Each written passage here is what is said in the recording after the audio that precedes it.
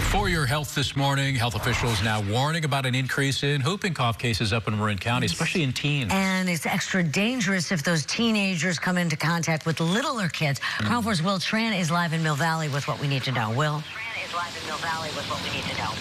Tamalpais High School, for whatever reason, and they're still investigating why they are seeing such a huge surge in whooping cough at this location. The kids are inside the classrooms as we speak. Many of them probably have their masks on. They're not mandated to wear masks, but if it makes you feel safer, the school says by all means. And here's the reason why. In Marin County, they have 113 cases of whooping cough. 65 of them are at this school. Just to give you perspective, last year, Marin County had 11 cases, so they are seeing a huge spike in cases. This seems to be cyclical, that every 3 or 4 years they see an uptick in cases because those kids, well, those childhood vaccines, they're getting to the age where those vaccines are starting to wear off, so it's no surprise that their age is seeing whooping cough, but it doesn't mean the kids and their parents are not a little bit concerned.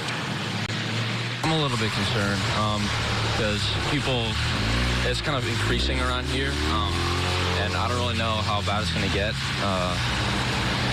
But just right now, I think everyone should just stay home if you're having a cough or any sort of infection. They send out lots of emails, and the teachers have been informing students that whooping cough is going around the school. Are you a little concerned at all?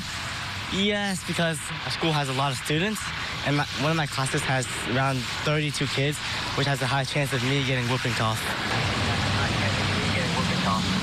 Here's what you need to know. Some of the symptoms include a runny nose and, of course, severe coughing. The good news is, among their age group and adults, it's not fatal, but possibly fatal to babies 2 months or younger. And the reason why is before 2 months, they're not vaccinated. And if you have children, and some of them being 2 months or younger, make sure that you protect those kids, have a little bit of distance.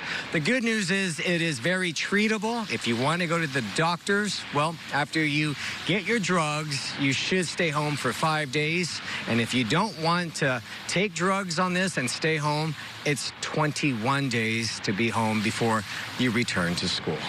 Back to you. Thank you, Will.